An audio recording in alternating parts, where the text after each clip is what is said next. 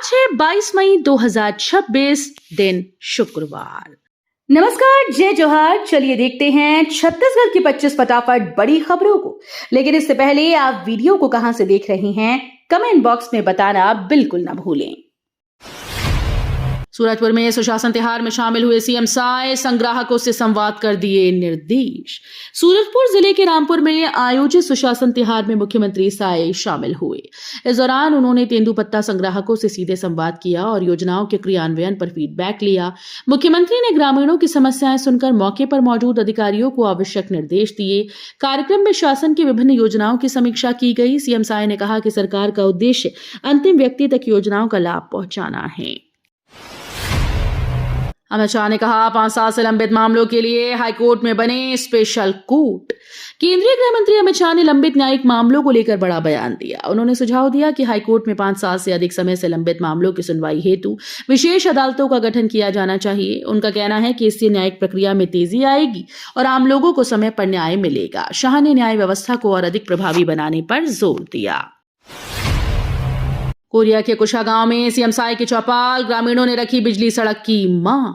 Korea जिले के कुशा गांव में मुख्यमंत्री साय की चौपाल आयोजित की गई, जहां ग्रामीणों ने अपनी समस्याएं सीधे सामने रखी। एक छात्रा ने गांव में हायर सेकेंडरी स्कूल खोलने की मांग उठाई, जबकि अन्य ग्रामीणों ने बिजली और सड़क की समस्याओं को प्रमुखता से रखा।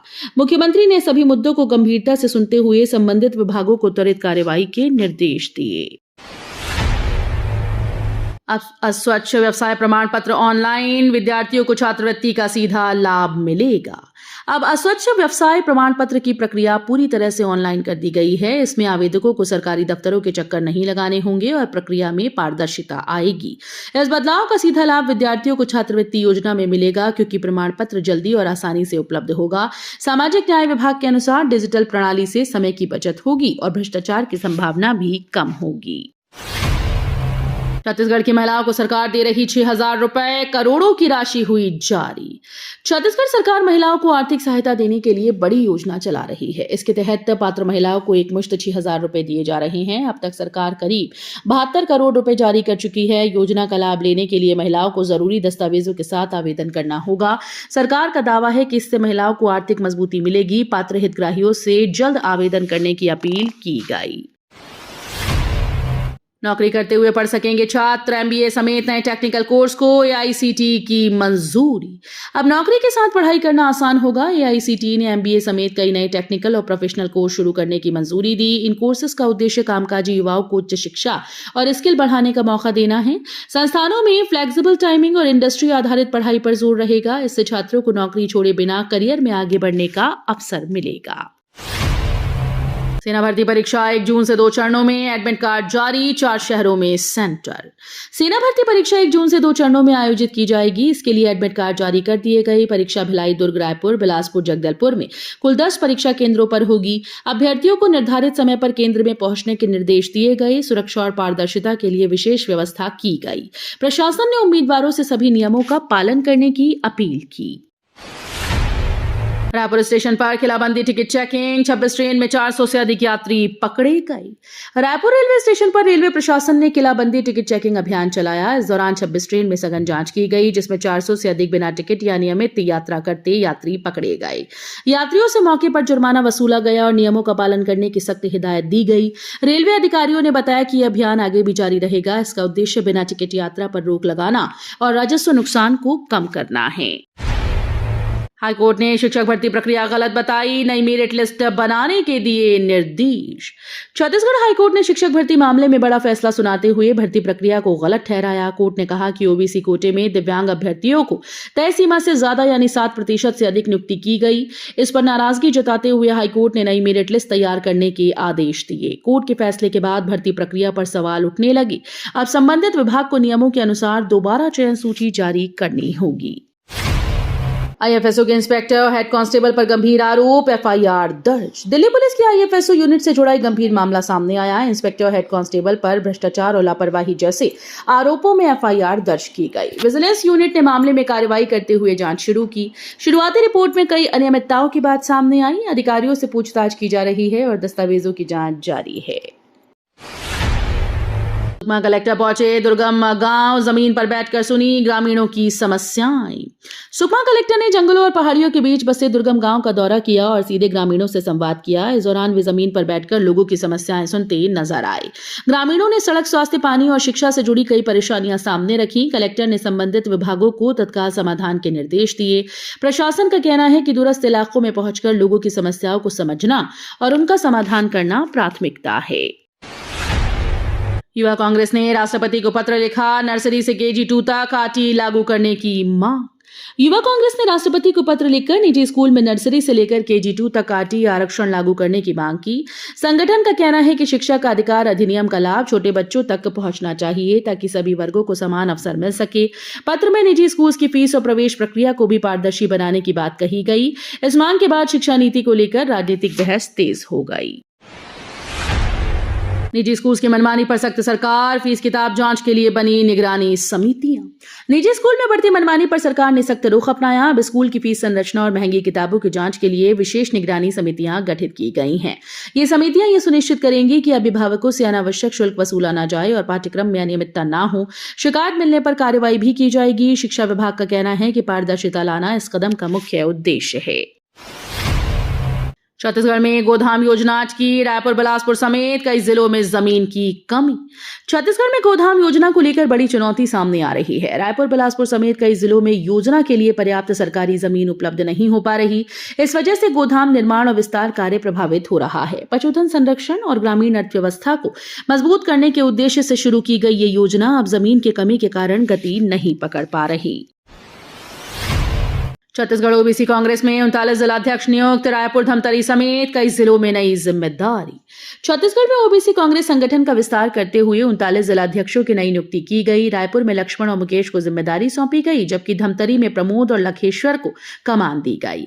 यह आदेश कांग्रेस के राष्ट्रीय अध्यक्ष जय हिंद की ओर से जारी किया गया। संगठन को जमीनी स्तर पर मजबूत करने के उद्देश्य से ये फेरबदल किया गया है। भिलाई छावनी थाने में बियर बोतल विवाद पर 2 गुट भिड़े, मचा हंगामा।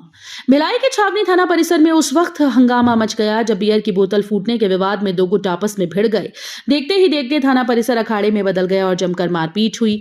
पुलिस कर्मियों ने बीच बचाव कर दोनों पक्षों को शांत कराया। घटना का वीडियो भी सामने आया। पुलिस ने मामले में कुछ लोगों को हिरासत में लेकर पूछताछ शुरू कर दी। बॉलीवुड सिंगर ऐश्वर्या पंडित के घर पुलिस छापा, चोरी का सामान मिलने से सनसनी। बॉलीवुड के प्लेबैक सिंगर ऐश्वर्या पंडित के घर पुलिस ने छापा मारकर कार्रवाई की। इस दौरान पुलिस को कथित तौर पर चोरी से जुड़ा सामान मिलने की बात सामने आई, जिससे इलाके में सनसनी फैल गई। मामले के बाद पुलिस ने घर की तलाशी लेकर कई सामान जब्त किए। फिलहाल पूरे मामले की जांच जारी है और पता लगाने का मकसद है कि बरामद सामान का संबंध किस घटना से है। अंबिकापुर मेडिकल कॉलेज में छात्रों ने बनाई कांग्रेस जनता पार्टी, युवाओं में बढ़ा आकर्षण। अंबिकापुर मेडिकल कॉलेज के छात्रों ने अनोखे अंदाज में कॉकरोच जनता पार्टी AVRS नाम से संगठन बनाया, जिसकी चर्चा तेजी से बढ़ रही है। पार्टी का उद्देश्य कैंपस की समस्याओं और छात्रों की आवाज को मजेदार लेकिन प्रभावी तरीके से उठाना बताया जा रहा है। सोशल मीडिया पर भी ये पहल युवाओं के बीच आकर्षण का केंद्र बनी हुई है। बड़ी संख्या में छात्र इससे जुड़ रहे हैं। संगठन के नाम और शैली को लेकर लोग हैरान भी हैं और उत्सुक भी। मेलोडी मूवमेंट टिप्पणी पर दीपक बैज घिरे, छत्तीसगढ़ की राजनीति में बढ़ा सियासी विवाद। प्रधानमंत्री नरेंद्र मोदी और इटली की प्रधानमंत्री जॉर्जिया मेलोनी के मेलोडी मूवमेंट को लेकर कांग्रेस नेता दीपक बैज की टिप्पणी पर छत्तीसगढ़ की राजनीति गर्मा गई है। बीजेपी ने बयान को प्रधानमंत्री और भारत की छवि का अपमान बताते हुए कड़ी आपत्ति जताई। वहीं कांग्रेस इसे राजनीतिक मुद्दा बनाने का आरोप लगा रही है। बयान के बाद सोशल मीडिया से लेकर राजनीतिक गलियारों तक बहस तेज हो गई। बीजेपी नेताओं ने माफी की मांग की, जबकि कांग्रेस अपने नेता के समर्थन में उतर आई। कवर्धा के वनांचल में धर्मांतरण के खिलाफ अभियान, 6 गांव में 200 आदिवासियों की घर वापसी। कवर्धा के वनांचल क्षेत्र में धर्मांतरण के खिलाफ एक अभियान चलाया गया, जिसमें प्रशासन और स्थानीय स्तर पर जागरूकता कार्यक्रम आयोजित किए गए।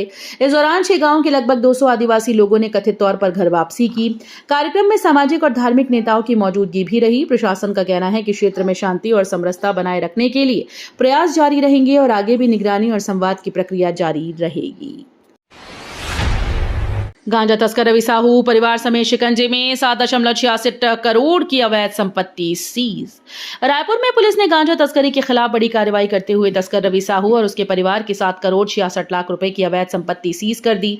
जांच में खुलासा हुआ कि अवैध कमाई से जमीन, मकान, वाहन खरीदे गए थे। रवि साहू पहले ही एनडीपीएस एक्ट के तहत दोषी ठहराया जा चुका है। ऑनलाइन सुनवाई के बाद सक्षम प्राधिकारी ने संपत्तियों को फ्रीज करने का आदेश बरकरार रखा। रायपुर में इंजीनियरिंग छात्र ने 6ठी मंजिल से कूद कर दी जान, मौके पर हड़कंप। रायपुर में बिलासपुर के एक इंजीनियरिंग छात्र ने सोसाइटी की 6ठी मंजिल से छलांग लगाकर आत्महत्या कर ली। घटना के बाद इलाके में हड़कंप मच गया। गंभीर हालत में छात्र को तुरंत अस्पताल ले जाया गया, लेकिन पहुंचने से पहले ही उसकी मौत हो गई। पुलिस मौके पर पहुंचकर मामले की जांच में जुटी है। शुरुआती जांच में मानसिक तनाव की आशंका जताई जा रही है। छात्र रायपुर में पढ़ाई के दौरान किराए पर रह रहा था। रायपुर एयरपोर्ट पर संविदा कर्मचारी की मौत। गर्मी में मेंटेनेंस के दौरान हुआ हादसा। रायपुर एयरपोर्ट पर भीषण गर्मी के बीच मेंटेनेंस कार्य के दौरान एक संविदा कर्मचारी की मौत हो गई। जानकारी के अनुसार कर्मचारी पहले फ्लोर पर काम कर रहा था, तभी अचानक उसकी तबीयत बिगड़ी और वो गिर पड़ा। मौके पर मौजूद लोगों ने उसे तुरंत अस्पताल पहुंचाने की कोशिश की, लेकिन डॉक्टर्स ने उसे मृत घोषित कर दिया। प्रारंभिक रूप में गर्मी और थकान को कारण माना जा रहा है।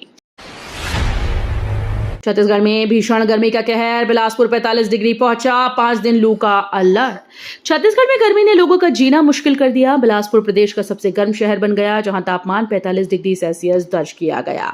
मौसम विभाग ने अगले 5 दिनों तक लू चलने का अलर्ट जारी किया। दोपहर में सड़कों पर सन्नाटा नजर आ रहा है और लोग घरों में रहने को मजबूर हैं। डॉक्टर्स ने तेज धूप से बचने, ज्यादा पानी पीने और जरूरी होने पर बाहर निकलने की सलाह दी। छत्तीसगढ़ की धरती पर अब उगेंगे दशहरी और बैंगन फली आम, किसानों को मिलेगा फायदा। छत्तीसगढ़ के किसानों के लिए खुशखबरी है। अब प्रदेश की माटी में यूपी का मशहूर दशहरी और आंध्र प्रदेश का बैंगन फली आम महकेगा। कृषि वैज्ञानिकों और उद्यानिकी विभाग की पहल से इस उन्नत किस्मों की खेती शुरू की जा रही है। इससे किसानों को बेहतर उत्पादन और ज्यादा मुनाफा मिलने की उम्मीद है। नई किस्मों के आम बाजार में अच्छी कीमत पर मिलेंगे। सरकार किसानों को पौधे, तकनीकी मार्गदर्शन और प्रशिक्षण भी उपलब्ध करा रही है। ये थी आज की बड़ी खबरें। अगर आपको न्यूज पसंद आई हो तो वीडियो को लाइक और शेयर करना बिल्कुल ना भूलें। धन्यवाद।